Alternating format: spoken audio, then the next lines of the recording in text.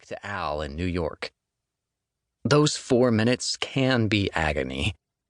It is worrisome how much of my emotional well-being I sometimes wrap up in the whizometer. I work out of my home. I'm here all the time. Outside, beyond my front porch, is a place I visit only sporadically. The whizometer is my invite to see the world for a few minutes. You give me an 8 or more on the whizometer, like we got today, you're gonna like the way your weekend is shaping up, Atlanta. I'm scooting out the door to the front porch post-haste. More to the point, I'm scooting out at 7:21 a.m. It was the case this day, it will be the case tomorrow, it will remain the case as long as I'm able to get out there and as long as the weather report is good. Marjani walked to her Honda Civic and waved goodbye. See you tomorrow, Daniel. Our routine now is a wordless dance, forged from years of practice. Marjani the Astaire, me the Ginger Rogers, doing what she does, but backward and in heels. Her English is really good now, but the years in which she spoke so little taught us this silent tango. Sometimes we talk, sometimes we don't. I watched her old car groan and groan before starting. She's had that thing since I've known her, and I have no idea how it's still running. Marjani drove down Agriculture toward Stegman Coliseum, where she had to help clean up after an athletic booster event the night before. There was a University of Georgia home football game coming up, which meant all sorts of big events during the week, which meant more work for Marjani. She helps me in the morning, and then it's off to a series of odd jobs, cleaning, babysitting, house visits, occasionally cooking. That's what she did the day before, and that's what she will do for hundreds of tomorrows, if that sputtering car can make it anyway. I took a sip from my water straw and watched her leave from my front porch.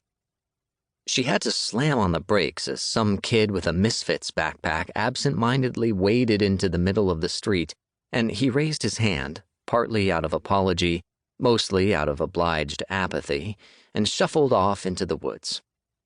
The road was otherwise clear, a quiet type of morning when all of Athens is hung over. Everyone seemed to be sleeping an extra hour. Even the student family housing building, which is usually clattering with dutiful doctoral students, was sluggish and dim. I took a deep breath and tried to absorb a rare moment of silence outside. How often is it just me out here? How often am I outside with no one else? Then I saw her. I am making it sound, as I describe it to you now, as if it were a big dramatic moment, like she jumped out at me, like I couldn't miss her, like she was wearing a bright red coat in a black and white world, like I was in a thriller. But it wasn't like that at all. She was just walking like she always walks. She is usually not the only person out this early, but was the only person that day. I had seen her every day at this time for the last 3 weeks, prompt, right on the button. A sophomore college student, maybe, carrying a blue backpack and walking on the sidewalk in the same direction Marjani had just driven. She was meandering up Ag Drive at 7:22 in the morning on a beautiful fall day.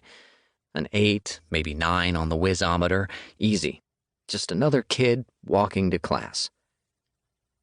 As usual, the only thing different about her was that she wasn't staring at a phone. She never even had headphones in. She doesn't look up. She is always by herself. She blends into the sidewalk. She has never seen me out here, and frankly, I would never have thought to notice her either if she weren't out here the same time as I am every day. She just walks. That's all she ever did. Until that day. That day, she stopped for a second. No reason. No car pulling in front of her to get out of the way of or anything. She just stopped, looked up, and for the first and only time, made eye contact with me. It was a clear accident. Her eyes darted away faster than they'd landed on me. But she saw me, and I saw her. She then stopped again, glanced back up at me, closer this time, with a little smile.